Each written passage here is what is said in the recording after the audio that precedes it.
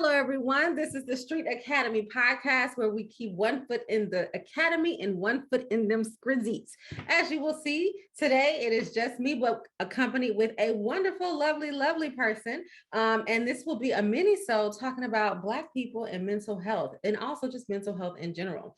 And so I'm connecting us with a long-time friend I've known for the majority of our lives, I guess. High school, for sure. High school. And her name is Michele Ramey. First, I just want to say, Michele, we bring you here because you're qualified. What qualifies you to talk about mental health besides your own passion to do this?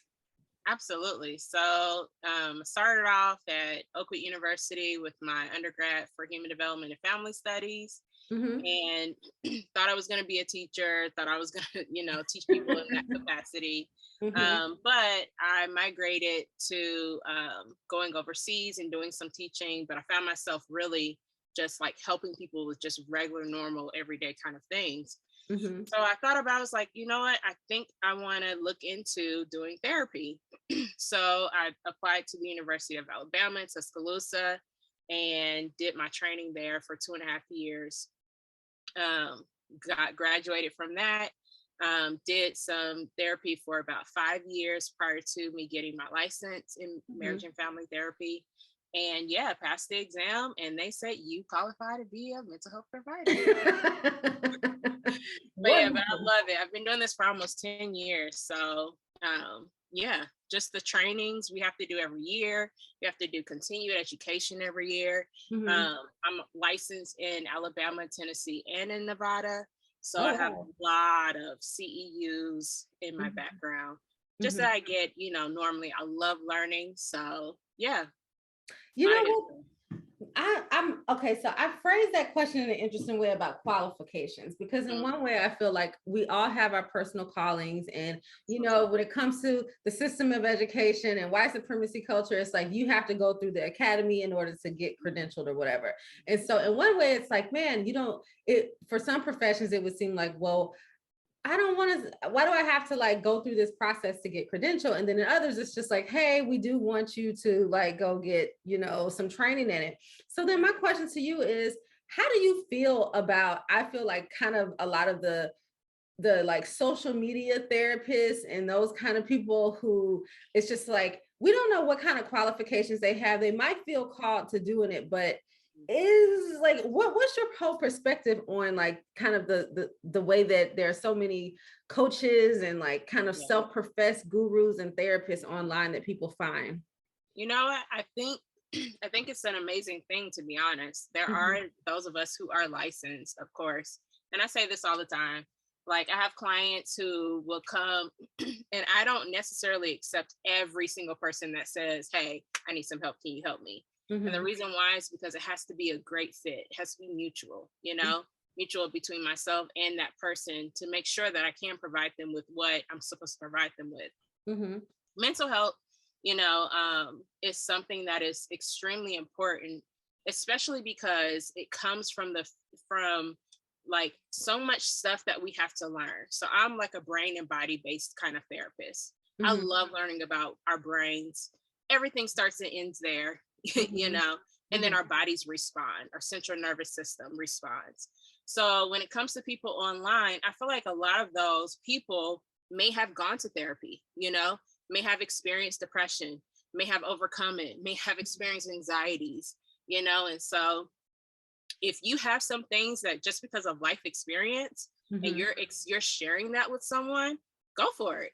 You're not taking any money out of my pocket. You know what I mean? I get clients and I do my best with the people that I see. I think it's really important that there are people out there that really do want to help.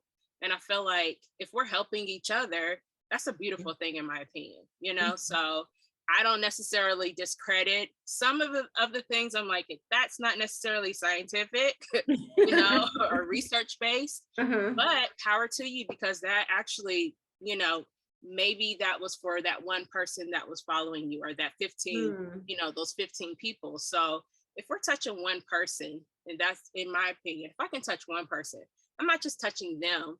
My whole thing is that once someone comes to me, the whole point of therapy is for you to become your own therapist, you know? Mm, And when you become your own therapist, you're going to pass that forward, right? So I'm right. not just helping you, I'm helping you, and then the generation after you, and the generation after you. So these are generations that we're helping. And so I'm all for it, you know, Mm. go for it. If That's somebody's listening beautiful and to it's hear. helping them, kudos. So it makes me wonder though, now I feel like I'm going down a slightly different path than I was thinking. Okay. It makes me think this because, you know, it's the like heal people, hurt people, hurt people. And Yeah. so while there people might have the their best interest might be like, okay, I'm trying to help you, but they don't have that kind of like more fuller perspective that you Right. might get through a more formal training or through even just, you know, even just a little bit more life experiences. Because I agree with you, like I don't want to discount a person because they don't have some letters behind their name. If that, you know, if a rock tells me, hey Amber, we think that you need to do, I'm like, look, I'm not going to shoot the messenger. I'm not, it's just like if the message registers and it's for me, it's for me.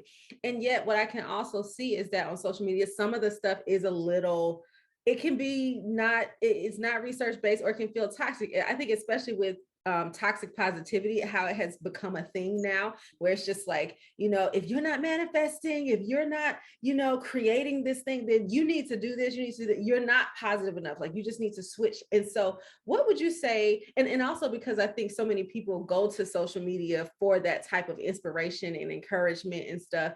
And so what would you say might be some warning signs of people who you would say maybe like that's something to not necessarily practice, or are there any messages that you have seen that are really dominant on social media that you would say aren't actually healthy mental practices? You know what? I think it's super important for people to really understand themselves. And a lot of us don't. A lot of us haven't really done that self, like searching ourselves or really understanding ourselves. And that could be through maybe we haven't traveled or maybe we haven't been around other people. But I think when it comes to social media, that's like a whole other conversation, right? Because social media has it's so much, but it's also really the leading form of getting information, putting your information out there, especially for the younger generations. That's Yeah. where they go. I have clients who will say, you know, if you don't have everything on your social media, then you're hiding something, you know? Yeah. Wow. So, I mean, these are like the generation, the Wow. younger generations, they really believe in what they see and what's happening on social media. And Mm, so when it comes to things like that, I always tell people like if you try it and it doesn't work for you and you've tried it a couple of more times, you have to understand when it is time to stop. You know, when it is time for you to stop listening, stop following that person because it's not actually working out. It kind of goes back to foundational belief system. What is yours? What are mm. you here for? What are you thriving for? You know, what makes you unique? What makes you different? So I think some of the warning signs would have to be people, especially if they're taking your money, right? Telling you if you Money. invest in me, that's the biggest thing. Deposit in And that Cash App. Bless me through Cash App. yes, right. Okay. So you know, I think that's something to definitely look for. And then the other thing is if it goes against what you believe in, that's Mm, another thing that can be a warning sign for some people. And then also if it doesn't come to fruition, if it's not actually happening for you, if it's not working for you, you know, um, go to someone who actually may, you know, have those credentials. mhm, And that can be a licensed marriage and family therapist, licensed social worker, licensed professional counselor, a mhm. psychiatrist, someone who actually has those, either one of those four, or a psychologist. Sorry, I forgot about them, but a psychologist. Um, any one of those, and then whatever their credentials are after that, right? And then Mhm. ask them, you know, like talk to them about those symptoms, because the symptoms that we're talking about really do come from research, and we all use, you know, in our profession, the DSM, which Mhm. is where all of the diagnoses are. So if this person is just talking about positivity, that's not in the DSM. So if you want to Mm. listen to them, go for it. You know, but Okay. if you're experiencing depression and you need to understand what it means and what I need to do for myself, then you need to talk to someone who actually understands depression, who can tell you what Mhm. those symptoms are, you know, who Mhm. actually is using, I'm going to my book and I'm looking and I'm going, you know, reading it off and you're fitting the criteria or not. Mm-hmm. So I've looked online, sometimes every now and then to see if it correlates with, if some like websites correlate with the DSM, and a lot of them don't. So I think people should just be a little wary when it comes to that. But honestly, it's kind of hard these days because it's a lot of people out here. It's a lot of information. It's a lot of so much information, so many different sites, so many different, gurus and things like that. So speaking of that and thinking about our modern times, what do you think are some of the things that are unique to our time that are exasperating people's mental health conditions? Oh my gosh. Of course, pandemic, that's like first thing that comes to mind. Money is still, socioeconomic status, that is still really big when it comes to mental health. Accessibility, I think that's something that's newer, that's not really talked about as much. But I think people having access to anything and everything that they want at the tip of their fingers. Oh, I see what you mean. You're not saying access to mental health. No, you're talking about access to just so much. So anything. Right. Anything, because it's kind of, there's no work. We're not working. All we're doing is just this. If I want to get some food, I just order it online. If I need something for tomorrow, Amazon is going to bring it between 5 to 11. They're not bringing it tonight. Right. So it's like, it's too much. I think it's too much accessibility, which basically doesn't allow us to use our creative juices, that right side of our brain, because we're mostly stuck in that left side of our brain, or if we do use it, it's too much. It's too much access, So I think that's one thing that I've seen from people. And a lot of people, like a lot of the younger generations that I've experienced, when it comes to accessibility, because it's so easy, like they don't require as much, What do you mean? Like in terms of like, I don't have to do as much to get what I need. If I just try this one thing and it works for me, I'm going to keep doing that. And if I get bored and tired from it, there's always something else. You're going to go to something else. Right. So it's like, it's not enough patience that comes with that. And then just, I think life in general, like a lot of stuff that's happening with Black Lives Matter, stuff in the news, the shootings in schools, like that stuff is still going on. Politics, I think these are just things that have always been. And then I always go back to your foundational belief system. Like, why are you here? What is your purpose? People not understanding why they are here, what their purpose is, which is a big thing that I come across with my clients. A lot of them in the newer generations, they don't have one. They're just following, or someone told them that you should do this because you're good at it,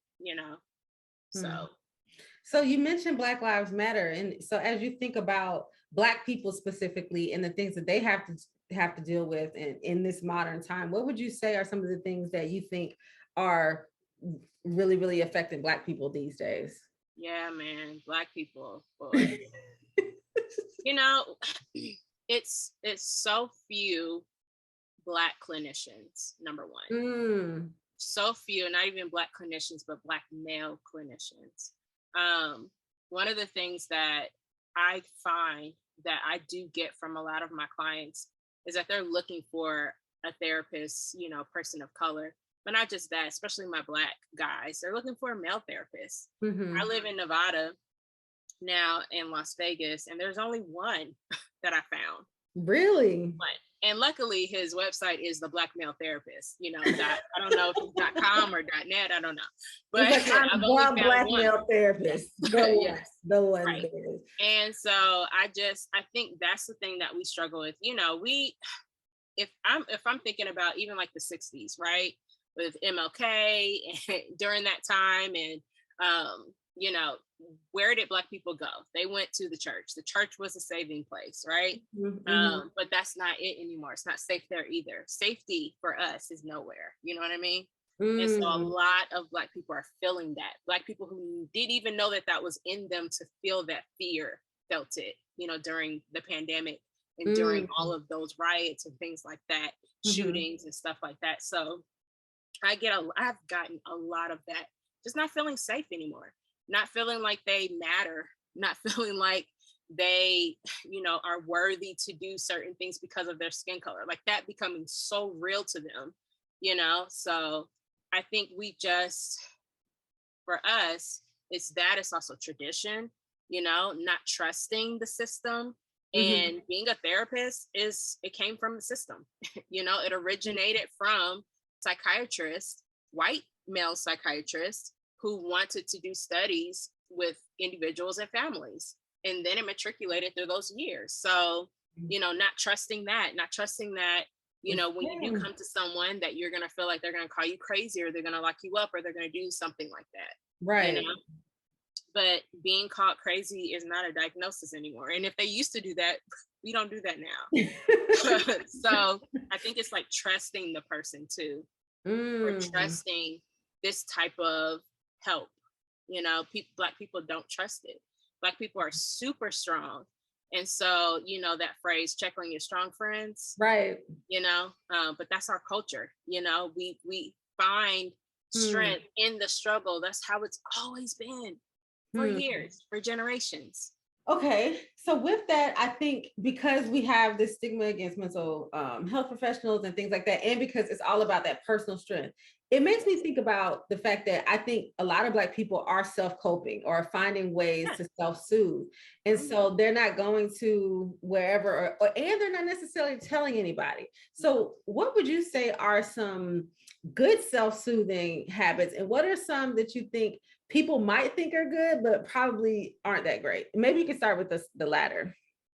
So the ones that people think are good, but not that great. To be honest, when it comes to coping mechanisms, it really honestly depends on what your symptoms are. So like what may work for people who have anxiety and panic attacks may not work for people who have depression, because they're two different things. Anxiety pumps your heart up and increases it, and depression slows it. Like you're like low, fatigue, you don't feel like doing anything. You know what I mean? So it's two different things. And then you've got bipolar disorder, that reactivity or mania. You've got sensory processing disorder, where if any one of your senses become overloaded, just certain things don't work. People who are on the spectrum. So it's a lot of different stuff. OCD, OCPD, which is the personality type where you feel like you're a perfectionist. Oh, okay. So it's just so much stuff that when it comes to self-care or self-coping skills, that I would say you have to know yourself. Like you have to try stuff, honestly.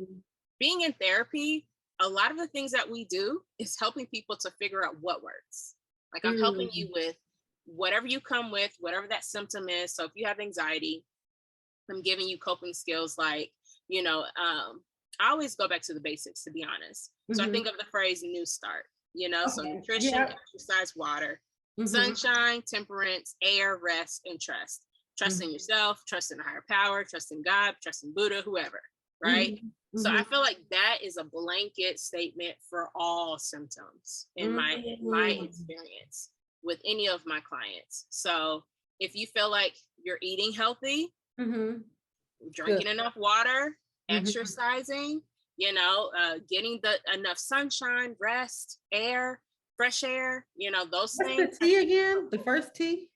The first T is temperance. Okay, temperance. So balancing your mental health. So that may mean you do need to go and get some help, talk to someone. If it's like childhood trauma, deep-seated stuff, you're going to need some assistance with that. So I think a lot of people may think that when it comes to coping, even now in our profession in the mental health field, we're doing like microdosing therapy, and that's utilizing drugs and microdosing it on a smaller scale to help certain disorders. A lot of people, they self-medicate with marijuana, with LSD, with drugs, with Molly, with whatever, alcohol. And so I think for people, they don't realize genetics. Like if your parent, had problems with that, if you, drink, or if you use, you could have problems with that. I think also people don't understand their central nervous system and their mental health. So whereas like for you, smoking weed would be something that doesn't affect you at all. But for me, it could make me paranoid. Right. It make me depressed, And so also in so many of these states, there are a few of them that are where it is legal, So I'm just comparing Alabama or Tennessee to Nevada, right? Nevada, it is legal to do plant-based, which is marijuana. And in Alabama and Tennessee, it's not.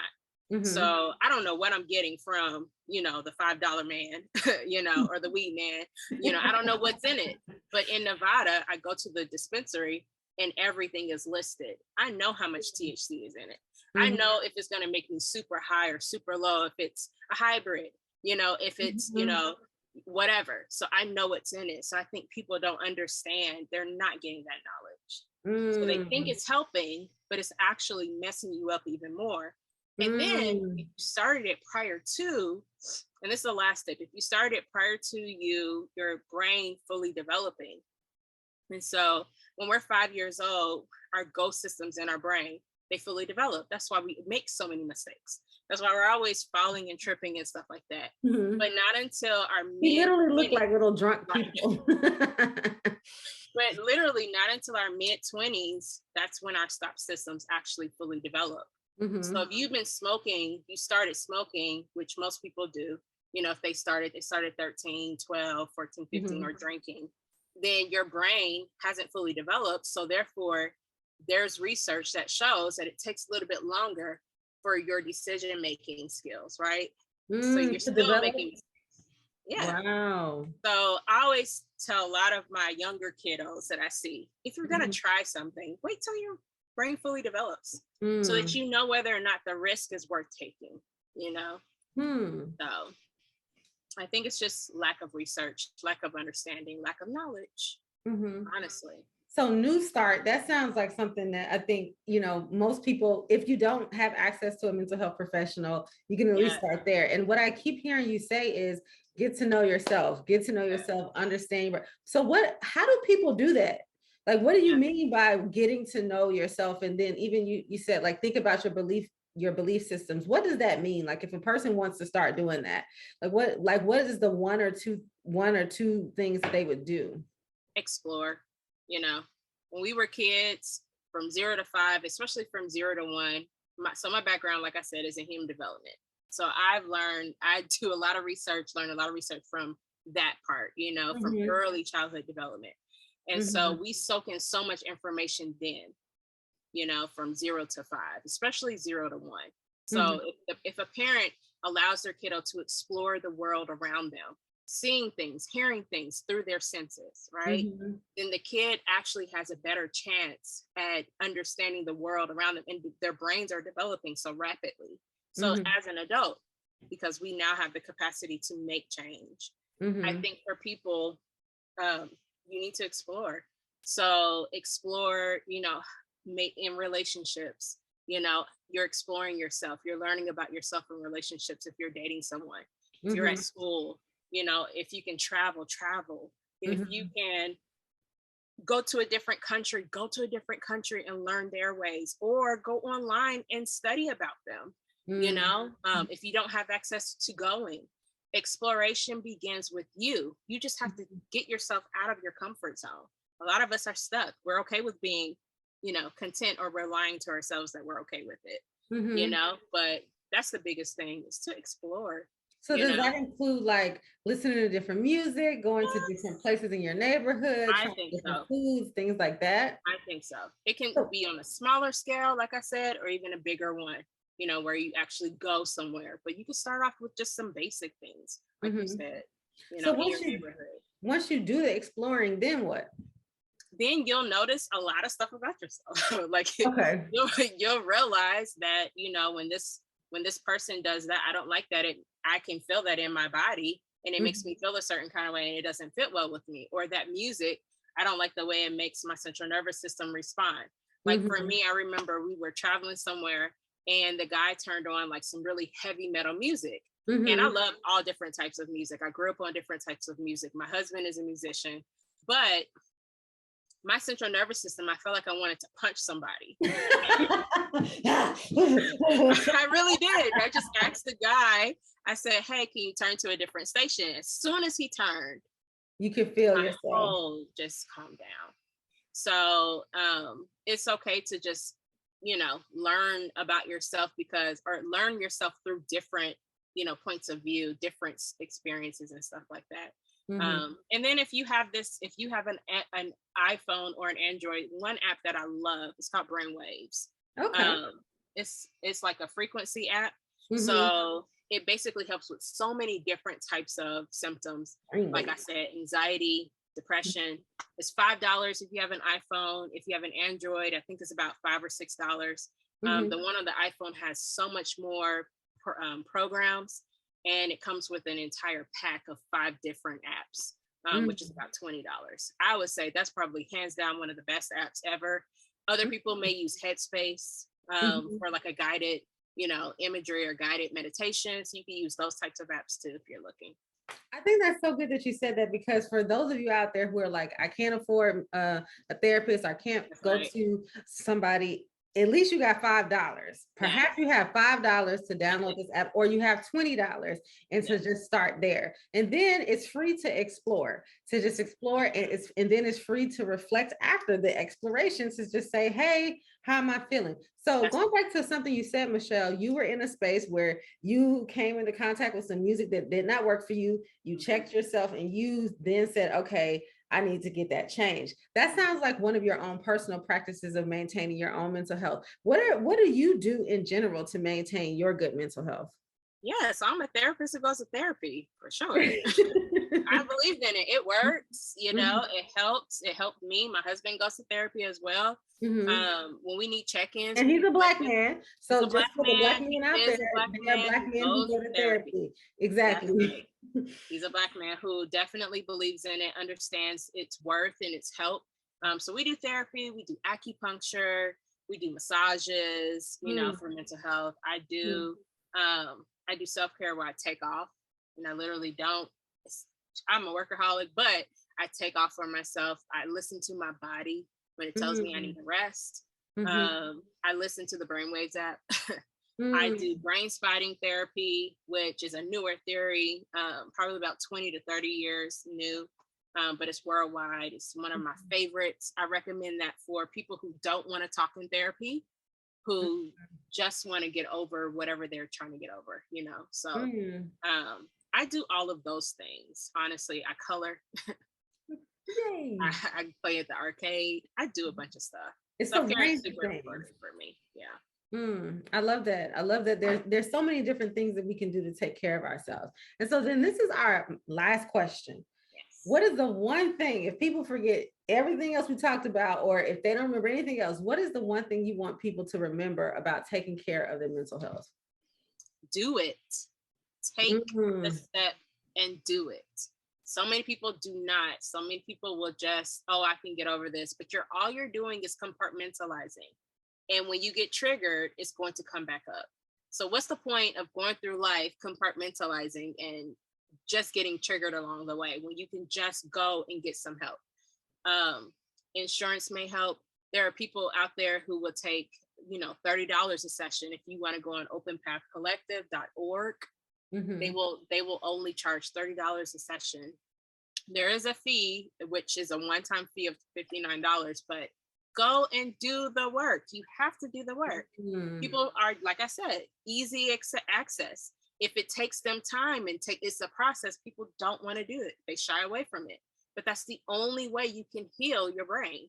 You can heal the part of your brain where all of your emotions are, which is your allocortex and your deep limbic system. That's where everything resides. That's why you get triggered. That's why your long-term memories haven't gone away. That's why you have aggression or anger. It's because it's housed there. You have to go and get that healing. The only way to get that healing is actually going to do some type of trauma-based work or just getting some help in therapy in general. But you've got to do the work. So that's my life. mm. You heard it here, people. She said, just do it.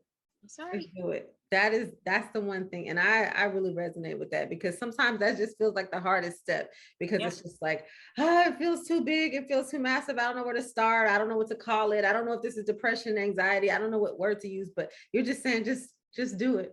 Mm-hmm. Just do it, and do it, explore, and then new start, which is nutrition, exercise, water, sunshine, Sunshine. temperance, air, rest, and trust in a higher power. Yeah. All right, there we go. Thank you so much, Michele, for joining us today. I feel like I definitely got some jewels in this really quick moment that I'm going to take with me, especially brain waves. I'm going to be looking at that to see how I can start working through that. So thank you everyone for joining us for the Street Academy podcast Minisode. Before we go though, Michele, where can people reach you if they want to learn more about what you're doing or would like to actually use some of your services? Yeah, so my website is www.mrtherapy, that's MRTHERAPY.net. So you can go on my website or you can email me if you want to at admin, which is ADMIN @mrtherapy.net. And I will reach out back to you. Excellent. All right. Bye, folks. This has been the Street Academy podcast, where we keep one foot in the academy and one foot in them scrizzies. Thank you for joining us. And please share, comment, like, subscribe, do all that stuff. All right. Bye. You know, got their feet upon the neck of the haters, the game and the devil like came in.